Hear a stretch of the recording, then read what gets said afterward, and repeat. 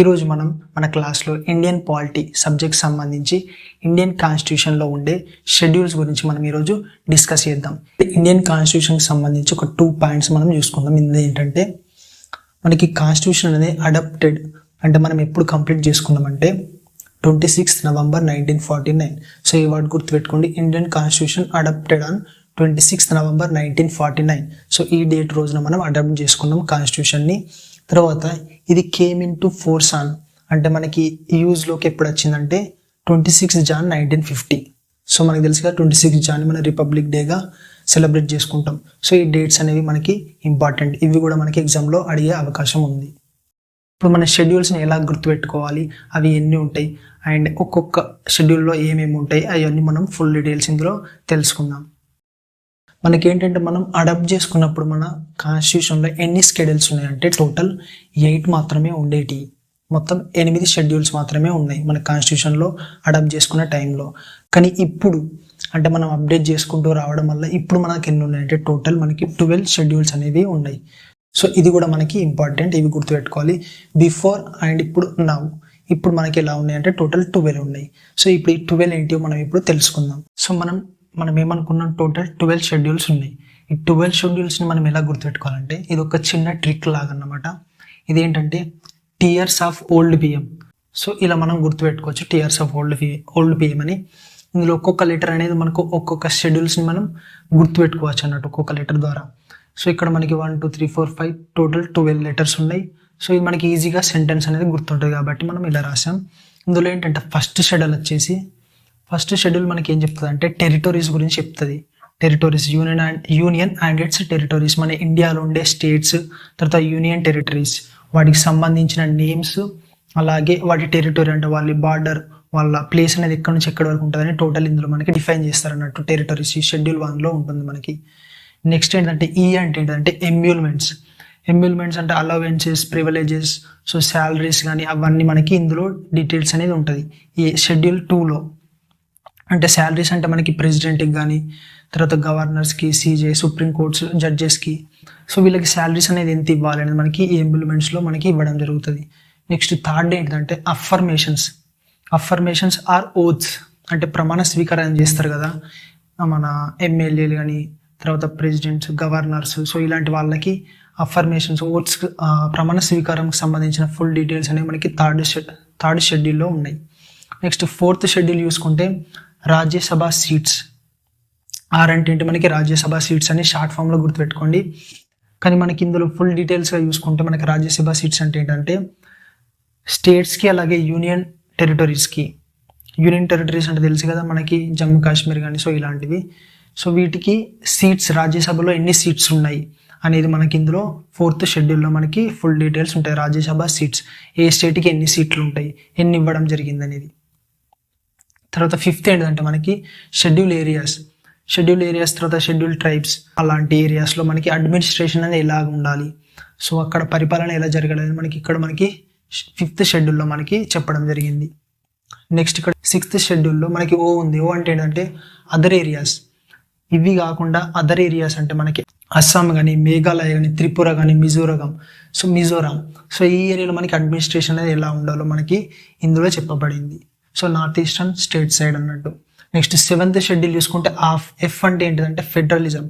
మనకి ఫెడరలిజం అంటే ఏంటిదంటే ఈ గవర్నమెంట్ సిస్టమ్ అనేది ఉంటుంది కదా, సో వీళ్ళు పవర్స్ అనేది డివైడ్ చేస్తారు. అంటే ఎలా అంటే సెంట్రల్ గవర్నమెంట్ కింద కొన్ని ఉంటాయి, కొన్ని శాఖలు అంటాం కదా మనం, మినిస్ట్రీస్. తర్వాత స్టేట్ కింద కొన్ని అనేవి ఉంటాయి పవర్స్ అనేవి. ఫర్ ఎగ్జాంపుల్ అంటే ఈ పవర్స్ అనేది డివైడ్ చేసుకుంటాం అన్నట్టు సెంట్రల్కి, తర్వాత స్టేట్కి. ఇక్కడ మనం ఎగ్జాంపుల్ చూసుకున్నట్టయితే మనకి సెంట్రల్లో ఏంటిది డిఫెన్స్ ఫోర్సెస్ అనేది టోటల్ సెంట్రల్ కంట్రోల్లో ఉంటుంది, సెంట్రల్ గవర్నమెంట్ కిందనే పనిచేస్తుంది. అదే మన పోలీస్ డిపార్ట్మెంట్ చూసుకుంటే మన స్టేట్ వాళ్ళ సీఎం వాళ్ళ కింద పనిచేస్తుంది అన్నట్టు. సో ఇలా మనకి పవర్ అనేది డిస్ట్రిబ్యూట్ చేసినాం అన్నట్టు. సో మనం అది ఇంకా ఫుల్గా డీటెయిల్స్ తెలుసుకుందాం. బట్ ఇది జస్ట్ ఏంటంటే ఎఫ్ అంటే మీరు గుర్తుపెట్టుకోండి ఫెడరలిజం. సో ఫెడరలిజం అంటే ఏంటిది dividing of powers between union and state, central and states. Next ఏంటంటే ఓ అంటే ఏంటి 8th షెడ్యూల్. ఇది అఫీషియల్ లాంగ్వేజెస్ ఏంటంటే మన ఇండియాలో ఉన్న లాంగ్వేజెస్ని వాళ్ళు రికగ్నైజ్ చేసి అఫీషియల్గా వీళ్ళు ఇందులో పొందుపరచడం జరిగింది. షెడ్యూల్ 8లో మనకి ఏముందంటే అఫీషియల్ లాంగ్వేజెస్, ఇందులో మన తెలుగు కూడా ఉంది. నెక్స్ట్ 9th షెడ్యూల్ ఏంటంటే ఎల్ అని ఉంది. ఎల్ అని ఏంటంటే land reforms. So land reforms మనకి ఇండిపెండెన్స్ వచ్చిన తర్వాత ఏంటంటే ల్యాండ్స్ అన్నీ గవర్నమెంట్ కంట్రోల్లోకి వెళ్ళిపోయినాయి కదా, సో అప్పుడు కొన్ని రిఫార్మ్స్ తీసుకురావడం జరిగింది. వాటికి సంబంధించి ఏంటంటే మనకి 9th షెడ్యూల్లో ఉంది. సో ఎల్ అంటే ఏంటి, ల్యాండ్ రిఫార్మ్స్. నెక్స్ట్ మనం 10th చూసుకుంటే ఏముంది, డి అంటే ఏంటంటే anti defection laws. So anti defection laws అంటే ఏంటంటే ఇప్పుడు ఎమ్మెల్యేలు, ఎంపీలు, సో వీళ్ళందరూ ఉంటారు కదా, ఈ పార్టీలో మెజారిటీ పార్టీలో పనిచేస్తూ అపోజిషన్ పార్టీకి సపోర్ట్ చేయడం, లేకపోతే సడన్గా ఆ పార్టీలోకి చేంజ్ అవ్వడం, వాళ్ళు ఏం చేస్తారంటే అతన్ని డిస్క్వాలిఫై చేసేస్తారు, తీసేస్తారు సో వాళ్ళ సీట్. సో దాన్ని ఆ లాస్ గురించి ఏంటంటే యాంటీ డిఫెక్షన్ లాస్. ఇది మనకి 10th షెడ్యూల్లో ఉంది. నెక్స్ట్ 11th షెడ్యూల్ చూసుకుంటే ఏంటంటే పంచాయత్స్. మనకి తెలుసుగా పంచాయత్స్ వాళ్ళ అడ్మినిస్ట్రేషన్ ఎలా జరగాలి, వాళ్ళకి ఫండింగ్ ఎక్కడి నుంచి రావాలి, సో మనీ అనేది.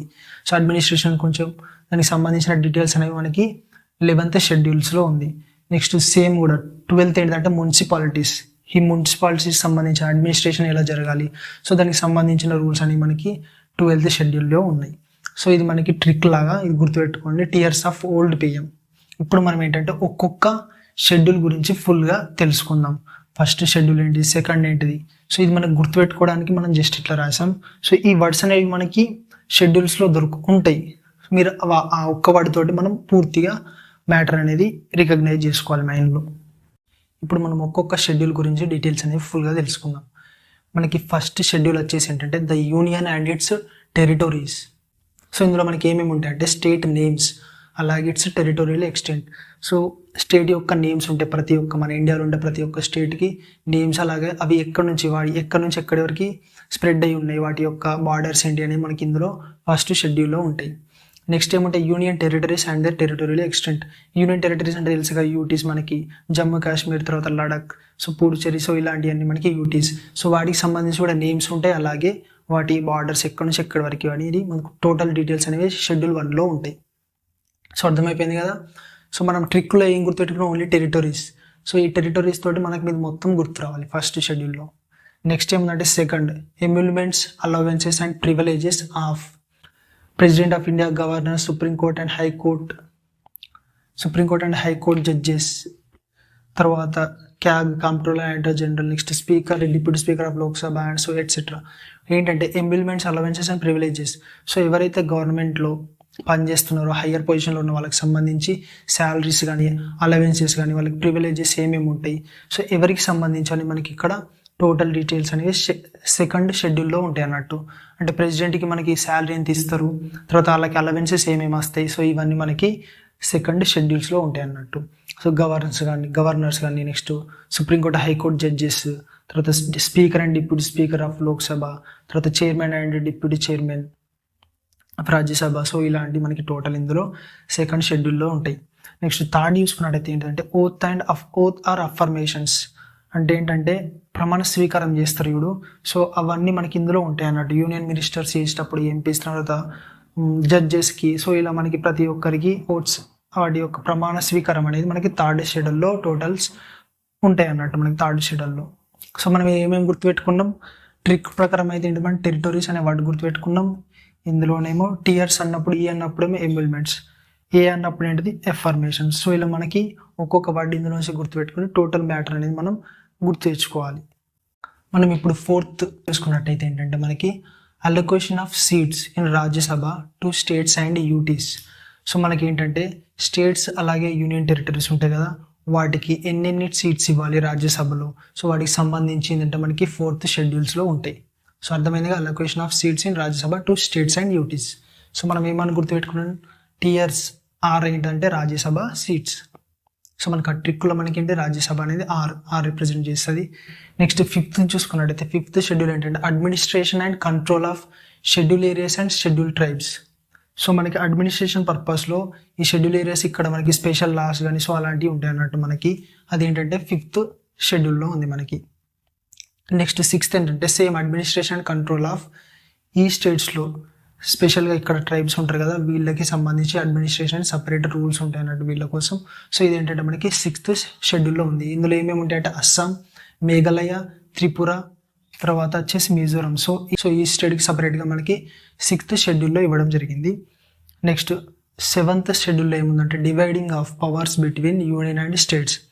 సో దీన్నే ఫెడరలిజం అంటాం. సో ఏంటంటే మనకి 7th షెడ్యూల్ ఏం చెప్తుందంటే పవర్స్ డివైడ్ చేస్తున్నాం మనకి సెంట్రల్ అలాగే స్టేట్కి. ఏమేమంటే మనకి టోటల్ ఇందులో 3 లిస్ట్గా డివైడ్ చేయడం జరిగింది. ఇందులో ఏంటంటే first list 1, list 2, list 3. List 1 ఏంటంటే union list, list 2 state list, list 3 and concurrent list. Defence అలాగే బ్యాంకింగ్, కరెంట్. సో డిఫెన్స్ మనకు తెలిసిందే కదా, ఆర్మీ, నేవీ, ఎయిర్ ఫోర్స్ ఇవన్నీ టోటల్ సెంట్రల్ గవర్నమెంట్ కిందనే ఉంటాయి. మన స్టేట్ గవర్నమెంట్కి రైట్స్ అనేవి ఉండదు ఏమైనా చేయడానికి. నెక్స్ట్ లిస్ట్ 2 ఏంటంటే స్టేట్ లిస్ట్. అంటే స్టేట్ కింద ఆపరేట్ అయ్యేటి ఏంటంటే పోలీస్, మనకు తెలుసు కదా పోలీస్ డిపార్ట్మెంట్ మన స్టేట్లో ఉంటుంది. అగ్రికల్చర్ అండ్ ఇరిగేషన్ సంబంధించి కూడా మనకి స్టేట్ కిందకి వస్తుంది. సో ఇలాంటి ఇంకా మనకి లిస్ట్ అనేది ఉంటుంది. ఆ లిస్ట్ అనేది మనం పార్టీ నెక్స్ట్ క్లాసెస్లో మనం డిస్కస్ చేసుకుందాం ఫుల్ లిస్ట్. సో ఇవి కూడా ఇంపార్టెంటే. సో మనకి ఏదన్నా ఆప్షన్స్ ఇచ్చి ఇది ఏ లిస్ట్లో ఉంటుందని కూడా అడుగుతారు మనకి. నెక్స్ట్ వచ్చేసి లిస్ట్ 3 కాంకరెంట్ లిస్ట్. అంటే రెండిటికి ఈ రెండు కూడా ఇందులో ఇన్వాల్వ్ అవుతాయి అన్నట్టు. ఏంటంటే ఎడ్యుకేషన్ కానీ ఫారెస్ట్ కానీ ఇదేంటంటే సెంట్రల్ అలాగే స్టేట్స్ ఈ రెండు కూడా అందులో ఇన్వాల్వ్ అవ్వడం జరుగుతుంది. మనకి 8th షెడ్యూల్లో ఏముందంటే అఫీషియల్ లాంగ్వేజెస్. అంటే మన ఇండియాలో ఉండే 22 అఫీషియల్ లాంగ్వేజెస్కి సంబంధించి ఫుల్ లిస్ట్ అనేది మనకి 8th షెడ్యూల్లో ఉంటుంది. ఇందులో మన తెలుగు లాంగ్వేజ్ కూడా ఉంటుంది అన్నట్టు. సో ఇదేంటంటే మన ఇండియాలో ఉండే లాంగ్వేజ్ని వాళ్ళు రికగ్నైజ్ చేసి ఇందులో యాడ్ చేయడం జరిగింది. సో నెక్స్ట్ ఏంటంటే 9th షెడ్యూల్ ఏంటంటే ల్యాండ్ రిఫార్మ్స్. ల్యాండ్ రిఫార్మ్స్ అంటే ఏంటంటే మనకి ఇండిపెండెన్స్ వచ్చిన తర్వాత ల్యాండ్స్ అనేవి గవర్నమెంట్ కంట్రోల్లోకి వెళ్ళిపోయినాయి కదా. సో వాటికి సంబంధించిన రిఫార్మ్స్ అనేవి మనకి ఇందులో ఉన్నాయి. ఫర్ ఎగ్జాంపుల్ చూసుకుంటే ఎబోలిషన్ ఆఫ్ జమీందార్ సిస్టమ్స్. తెలుసుగా మనకి జమీందార్ సిస్టమ్ పోయింది కాబట్టి మనం ఇంకా ఇప్పుడు హ్యాపీగా ఉన్నాము. సో ఇలాంటి రిఫార్మ్స్ అనేవి ల్యాండ్కి సంబంధించినవి 9th షెడ్యూల్లో ఉన్నాయి. నెక్స్ట్ ఏంటంటే 10th షెడ్యూల్ అంటే anti defection laws. Already ruling పార్టీలో ఉండే వేరే పార్టీలోకి చేంజ్ అవ్వడం. సో ఇలా చేంజ్ అయితే ఏంటంటే వాళ్ళని తీసేస్తారు. సో ఇది పొలిటికల్ లీడర్కి సంబంధించిన 10th షెడ్యూల్ అన్నట్టు. నెక్స్ట్ అంటే 11th తీసుకుంటే పంచాయత్స్. సో ఈ పంచాయత్స్లో పవర్, అథారిటీ అండ్ రెస్పాన్సిబిలిటీస్ ఏమేమి ఉంటాయి అనేది టోటల్ పంచాయత్స్కి సంబంధించిన ఫుల్ డీటెయిల్స్ అనేది మనకి 11th షెడ్యూల్స్లో ఇవ్వడం జరిగింది. నెక్స్ట్ 12th షెడ్యూల్ చూసుకుంటే మున్సిపాలిటీస్. సేమ్ మున్సిపాలిటీలో పవర్ ఏంటిది, authority and responsibilities of municipalities అనేది టోటల్ మనకి 12th షెడ్యూల్లో ఇవ్వడం జరిగింది. సో ఇది మనకి టోటల్ షెడ్యూల్స్కి సంబంధించిన ఫుల్ డీటెయిల్స్ క్లాస్. ఇందులో మీరు ఏంటంటే జస్ట్ ఆ trick tears of old PM అందులో ఒక్కొక్క వర్డ్ని గుర్తుపెట్టుకొని జస్ట్ ఈ పాయింట్స్ అనేది మైండ్లో ఉంచుకుంటే సరిపోతుంది. సో ఈ క్లాస్ని ఏంటంటే టోటల్ మన వెబ్సైట్లో నోట్స్ లాగా చేసి అందులో అప్డేట్ చేశాను. మీరు అక్కడ నుంచి ఒక నోట్స్ ప్రిపేర్ చేసుకున్నా చదువుకుందాం అనుకున్నా ఆ లింక్ ఓపెన్ చేసి మీరు అక్కడ నుంచి చదువుకోవచ్చు. ఆ లింక్ అనేది మన డిస్క్రిప్షన్లో ఇచ్చాను. Thank you for watching.